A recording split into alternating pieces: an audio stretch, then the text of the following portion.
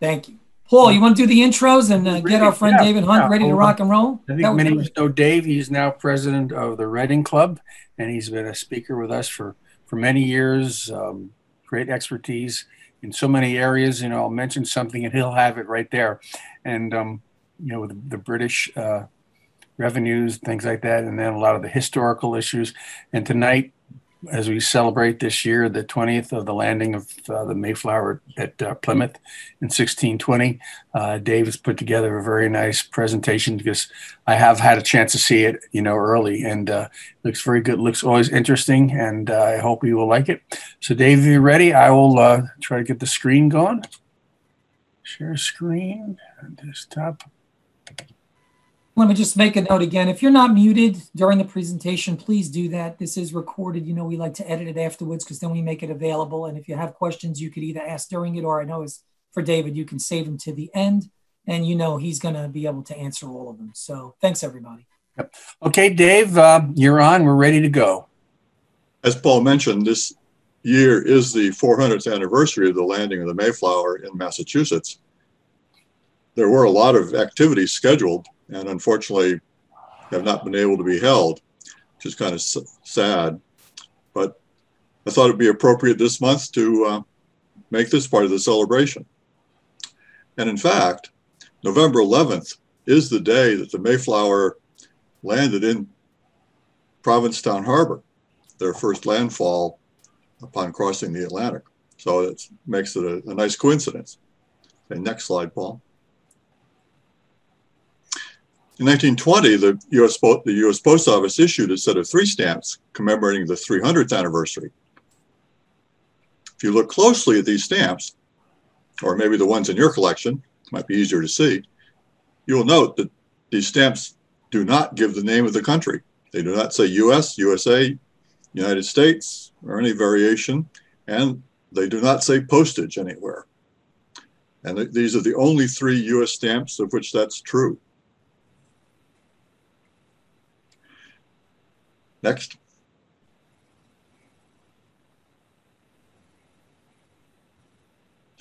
Next slide, Paul.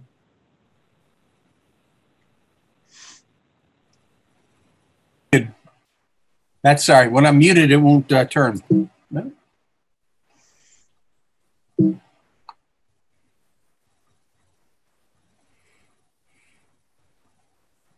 Hold on. Next. I was rather lucky to acquire this. It's a large die proof of the 1925-cent stamp. If any of you are into proofs, this is a nice piece. If you're not into proofs, then it may not mean very much. Okay, next. I found this in an auction. It's a set of plate number singles of every plate number used for that issue. So I thought it was rather cool. The presses in 1920 were a lot slower than the presses today. Basically, I guess today they use one press and can print off 1 million stamps in a couple days. But back then, the presses were slower, and to get the quantity they needed to operate a number of presses simultaneously. And so each one needed its own plate to print with. So that's why there are so many. Next slide is part 2 of the same collection. Next slide. Being an error collector, I rather like this one. It's a crease that occurred in the paper before perforating. So half of the stamp is a little bit skewed, or the perforations are skewed. Next. And this is a crease that happened before printing. So you have the kind of a blank space across the bottom of the stamp. Dave? Yes. Can I ask you a question? Sure. Can you go back 2 slides? There's a plate number missing. Oh, which one? 430. One more slide.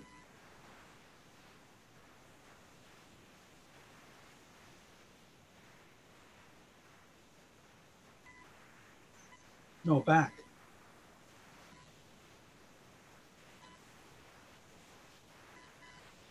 There is no 12/4/30. Look at the bottom. Right. Do you know if that was used for that issue? I don't know. The 430 on the next page.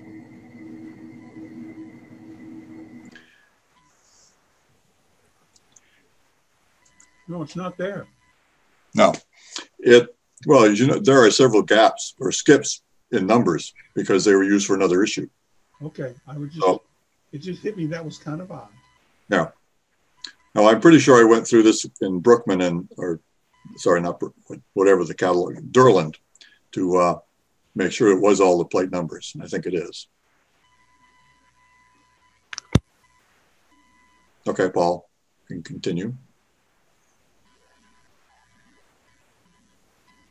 The next one. This is a souvenir sheet issued in 1970, which shows the 1920 stamps. What I was impressed by is the stamp images are engravings, yet they're bigger than the actual stamps were, so that it had to be a new engraving. So it was an expensive proposition to produce this, something that the post office doesn't do anymore. Hey, David, this is Charlie. Just to confirm, plate 12430 was not used for the 1920 commemorative 1 cent. So you are correct. You have them all there. That was a plate that was not used for that issue. Okay, thank you. You're welcome. Next slide.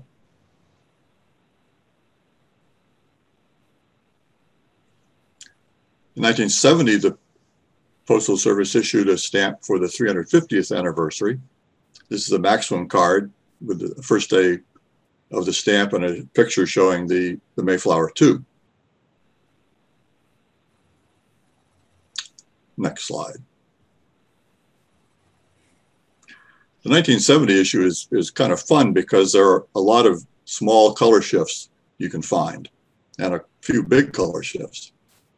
Here's some examples of that. And the one thing I find to look at, if you look at the flag at the top of the main mast, and it kind of floats around depending on how the colors are registered. And as you go through these 6 stamps, the flag gets further and further away from the mast. And on the last stamp, it's really hanging out there in left field, or right field as the case may be, I suppose. Next. Great Britain also issued a stamp in 1970 to commemorate the voyage of the Pilgrims. And this is a clipping from a cover with a special cancel from Britain. Next slide. Another first day cover for the British stamp. There are a lot of first day covers in England. They, especially in 1970, they didn't have an official first day cover. You could get a cancel at almost any post office in Britain. This one, I thought appropriate. It was postmarked in Scrooby in Yorkshire. Scrooby is where the Pilgrims first kind of came together. It's actually a tiny little village, and the Brewster family lived in the manor in that village, and Brewster invited the local nonconformists to join him there.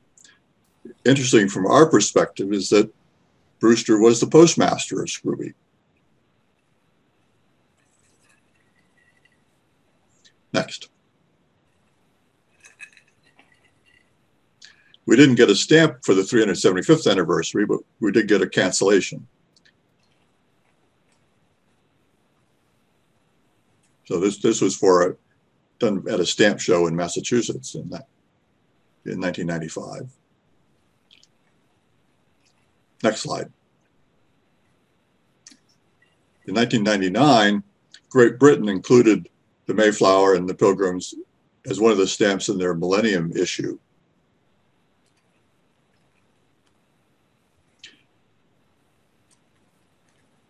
One of the fun things you can do with pictures of the Mayflower is to see if they get the flag right. You notice in this one, the flag flying from the mainmast looks like a Union Jack. And it sort of is. It's an earlier version of it. Next slide. So this is what was called the King's flag, or later the Union flag, and then sometimes colloquially the Union Jack. Now you might wonder, what was this doing in the Mayflower in 1620? Because Scotland and England were not united until 1707. However, King James I of England and VI of Scotland in 1606, shortly after he came to the throne of England, required that all British ships fly this flag from the mainmast. They could fly either the English or the Scottish flag from their foremast. And this lasted up until the Civil War, the English Civil War. Now, interestingly, in Scotland, they sometimes put the Scottish flag on top of the British flag. Unlike in this case, it's the British flag or the English flag on top of the Scottish flag. So, next slide. This stamp was issued in 2003 in Britain, and you'll notice they got the flag wrong. Now, before we charge the British Post Office with a design error, we'll have to admit that this set showed pub signs.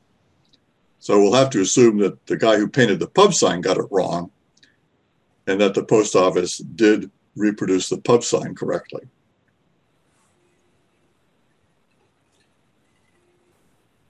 Next.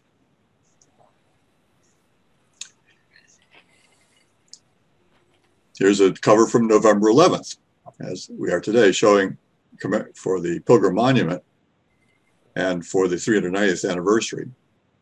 The inset shows the Monument, which is in Provincetown. Cornerstone was laid in 1905 by Teddy Roosevelt, and it was completed 5 years later. It's 252 feet tall. Oops. Can we go back? And it's the tallest all-granite structure in the U.S. And when I was a little kid, I actually climbed it. I'm not sure I'd want to do it now. Next.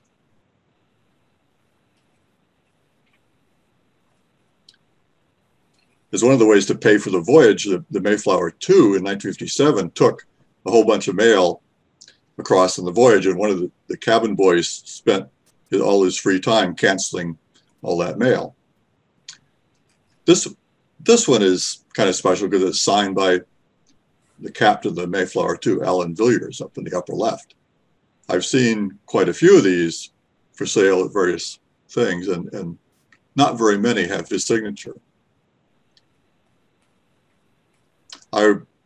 Again, when I was still a kid, on a family vacation, we were at the Mariners Museum in Newport News, Virginia, which is a really fantastic museum for ships, and especially ship models. And Alan Villiers was being given a VIP tour by the curator at the same time we were there. So that was kind of interesting to see him in person. So next slide. This next section I added with Bill Greiner in mind. The top postcard shows the USS Mayflower, which was the presidential yacht. It was purchased in 1905. It was used in the peace negotiations between Russia and Japan to end the Russo-Japanese War. And as it says in the photograph is from Oyster Bay, Long Island, which is, of course, where Teddy Roosevelt had his home. The lower card, which is a different card, but has the USS Mayflower postmark. The U.S. Navy started having postal facilities on board ships in 1907. So this one, which is dated 1909, is quite an early one. And up until the late 20s, there wasn't a lot of collector interest in these. So most of what you can find out there are mail from crew members of the ships involved. Hey, David, Yes, that's the event that President Roosevelt got the Nobel Peace Prize for. it is.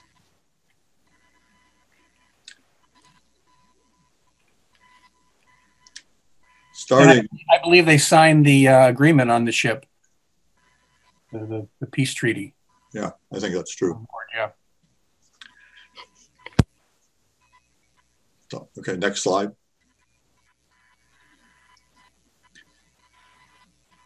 By the 1930s, collecting naval cancels had become quite popular among stamp collectors. So here are two that are Pilgrim related. The Uss Alden, which was named for Rear Admiral James Alden, who was the third great grandson of the Pilgrim John Alden, and of course Priscilla,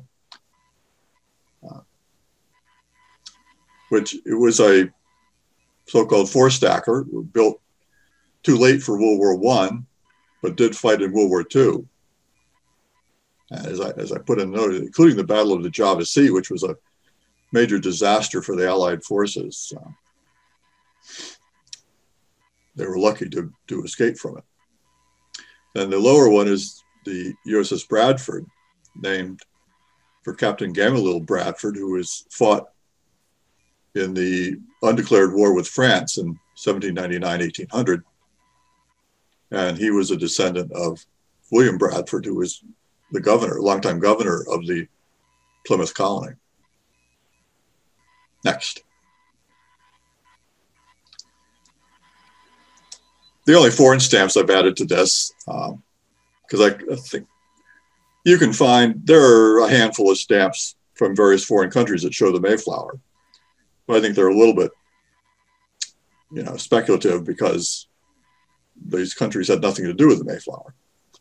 In this case, these stamps are from the Isle of Man, and the center stamp at bottom shows Miles Standish, who was it had been brought along by the Pilgrims to be their militia leader. And he was originally from the Isle of Man.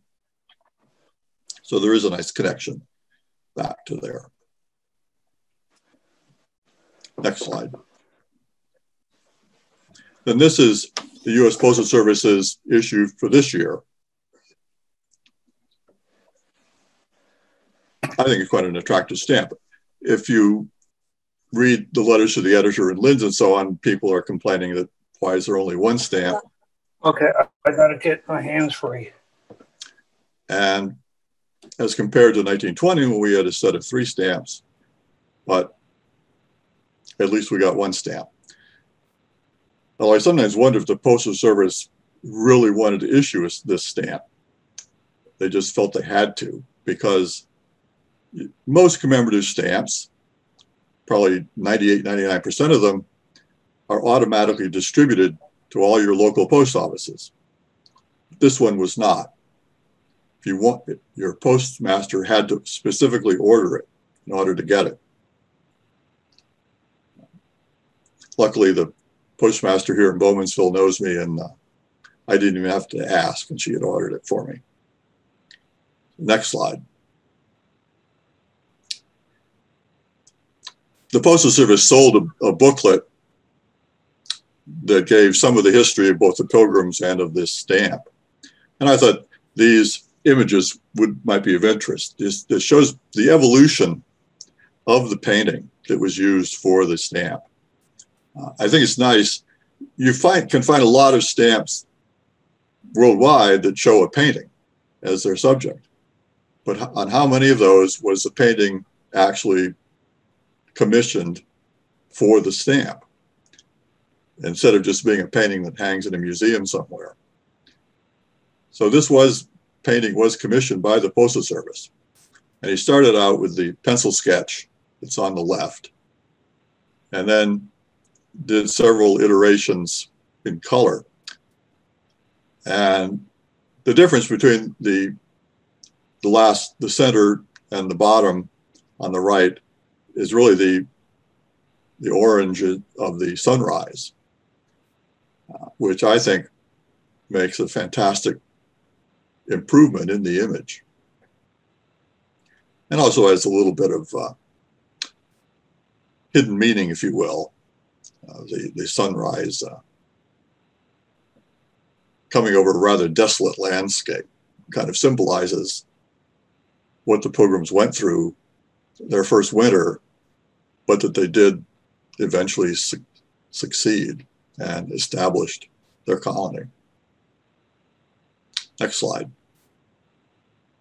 As part of the package of this booklet, you got proofs of the color separations for it. And I thought you might be interested to see this, that only 4 colors are used to print the multicolored design that ends up. So you have black, blue, red, and yellow are the 4 colors, plus they did a little bit of engraving, which is a little tiny Mayflower, and then the date is on there. So, next slide. A little bit of Pilgrim humor here.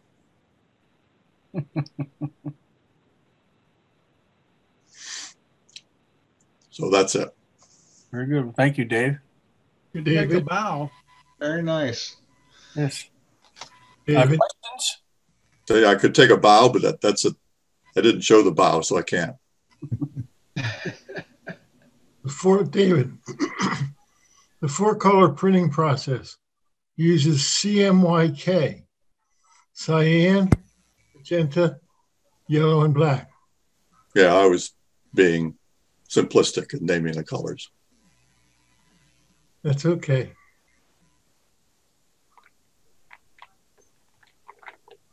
One of the things that really stands out to me, Dave, is what a rich presentation you gave us with a modern stamp.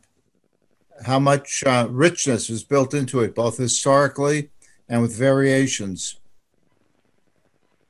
Oh, thank you. Nice presentation. Very, very good. David, Charlie here. Can you speak to, you've traced the genealogy of your line as well, and can you put it back to the Mayflower? Is that true? I know you've held roles here in various societies, so you've got that tree. Is that correct? Yes, I'm a descendant of William Bradford, and probably a few others, but I haven't bothered to trace them. Thank you, David. And I have climbed the same tower that you have in P-Town. I can remember that. Why I did that, I cannot remember, but my brother and I, it took a run up that. That was not easy. So yeah, once you do it once and you don't do it again. That's right. Yeah, correct. Thanks. Questions, folks? Dave, this is Yes. Lou. Just a comment, politically incorrect comment, I guess. I'm actually surprised that they haven't torn down the edifice in where the one you said you climbed, Yes. and that they allowed a stamp to be printed, since we are being blamed for everything that happened after they came. So it's amazing that they actually went through with this. Yeah. One of the things that Lynn's letter to the editor commented on is if they had done multiple stamp designs, they could have had one for the Indians and for the help that the Indians gave to the Pilgrims.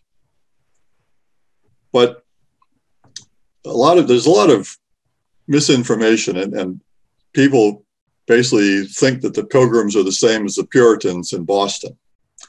And that's not at all true. The Puritans in Boston had the view that the only good Indian was a dead Indian. Whereas the Pilgrims in the Plymouth colony had a treaty with the local Indians that lasted for 50 years, where they both supported each other, and they lived quite peacefully during those 50 years. The Pilgrims had a rule that none of the Englishmen could buy land from the Indians without the permission of the colony government. That this was what happened in other English settlements in North America, is that local, individual colonists would go out and offer some Indians some gifts or money or whatever to buy some land. And the Indians had a very different concept of land ownership than the English did, and really didn't know what they were doing. This was not permitted in Plymouth Colony. So it actually was a shining example of how things should have been, but were not in the rest of Massachusetts or down in Virginia. Unfortunately, as I say, after about 50 years, both sides, and it was really the fault of both sides, kind of fell out of sorts with each other and ended up in going to war. But you cannot look at history through a modern lens. You really have to think about it in the context of its time. Amen to that, David. Hey, Dave. Thank you. This is Dan. I just wanted to, it was a great presentation, but being the residential history teacher here, I wanted to just throw out, if anyone's really interested in more about the Pilgrims, and you talked and you addressed that relationship for 50 years, I teach a course through Hack on early American history. And one of the books I just had my kids read, because being at the 400th anniversary, is it's called The Mayflower by Nathaniel Philbick. And if anyone's really interested in that book, I would highly recommend it. My kids, who are high school kids, juniors and seniors, really reacted well. And that he addresses a lot of that. And you're right, trying to put our 2020 perspective on what happened in the 1600s. And also along that line, if anyone reads Yankee Magazine, the new Yankee Magazine has an article about, do the Pilgrims still matter 400 years later? And that addresses some of it, because I never made it up to the top of the tower, but I did go to the Plymouth Plantation, which does a real good job. It's an living museum there in Plymouth, kind of like Atlantis Valley and everything like that. But as far as with the native groups, they actually just recently, within the last couple months, changed their name from Plymouth Plantation to add the Plymouth Patuxet Indian name to it. So they're going to address that there. So thank you, Dave. It was really interesting. Yeah, it's an example of our cancel culture, that it seems that they had to drop the word plantation from it because people would assume it referred to slavery, which there was not at Plymouth. Similarly, the state of Rhode Island, in the last election, decided to drop the word plantation from their official name, because up until now, the official name of the state of Rhode Island was the state of Rhode Island and Providence Plantations.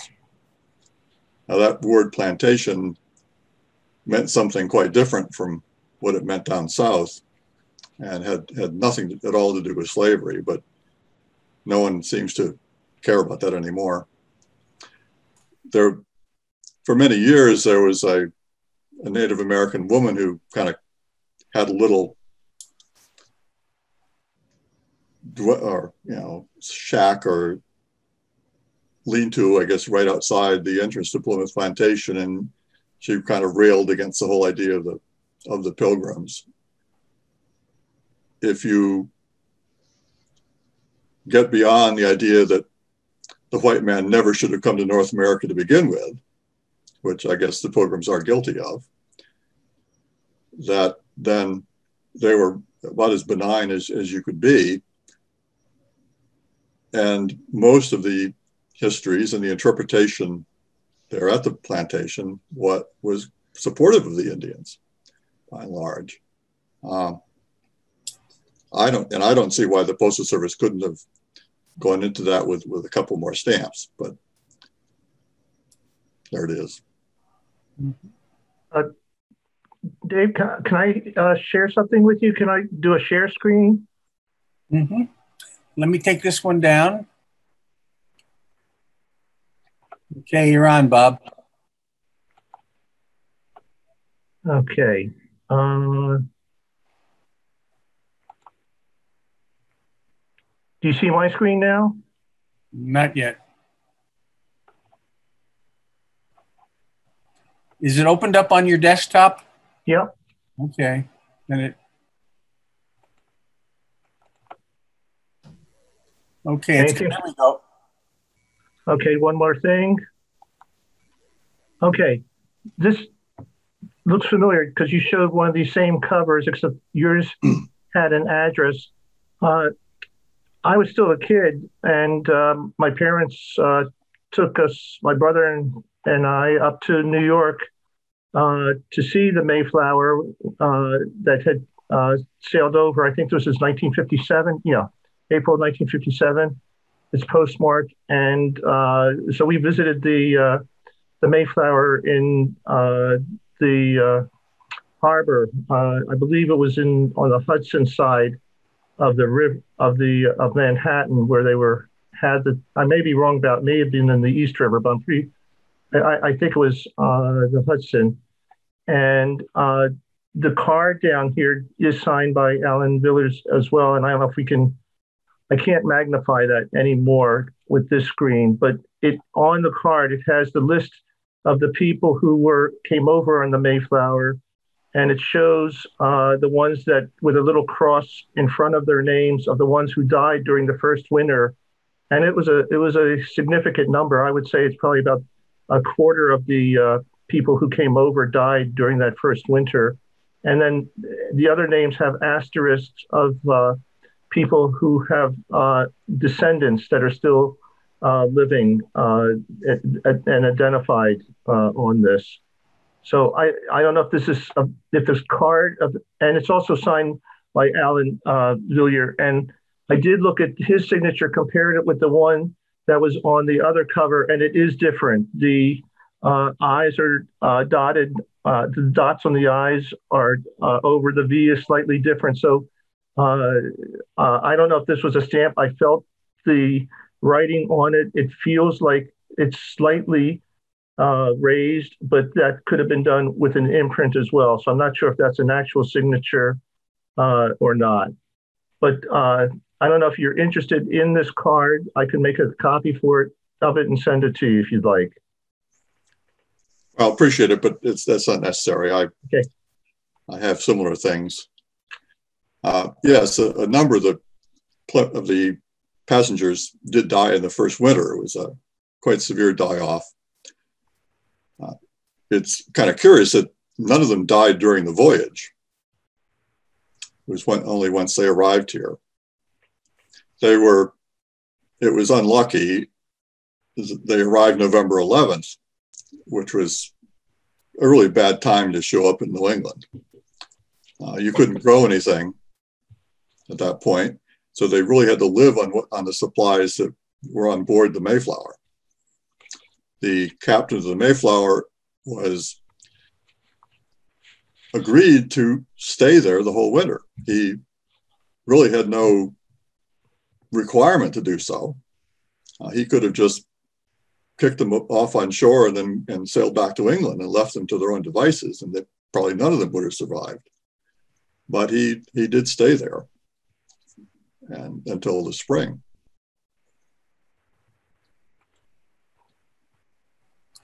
Other questions, folks? For Dave. Not a question, but an observation. I strongly recommend going to the plantation if up in that area. And one of the fascinating things is the reenactors they have at the plantation. When you talk with them and they welcome dialogue, you have to talk in that era. And they'll say something politely, but inference, if, for example, you talk about computers, that you don't know what you're talking about, there is no such thing. And it's just fun to talk with them about that era and the reenactors with their knowledge of what happened in the village and what life was like at that time. That's true. Some years ago, I took an English friend of mine up there, and he thought that actually they made a mistake at one point because they referred to some pigs. Now, he was from East Anglia, which is where many of the Pilgrims, though not all, but many of them came from. And he believes they would have called them swine at that time. As a fact, I guess they still do in East Anglia. But I guess that's something I'd have to discuss with the Plymouth linguist. I know that they do go into great detail to try and get their language correct. You can't get them to break character either. They insist on staying in the 17th century character. Yes. They won't break. That time when I was there, it was, I think, 104 degrees. It was midsummer. And we went into one of the little houses, and there were, I think, 3 women preparing lunch. So they had a fire going. They were cooking. They were all dressed in floor-length dresses with petticoats and all this business. How they stood that, I have no idea. It was stifling. But there are letters that were sent back to England to try to encourage more people to come over, which extolled the wonderful climate in Massachusetts, how summers were very mild and winters were also mild, and which was total nonsense because there was a much bigger change between summer and winter in Massachusetts than there is in England.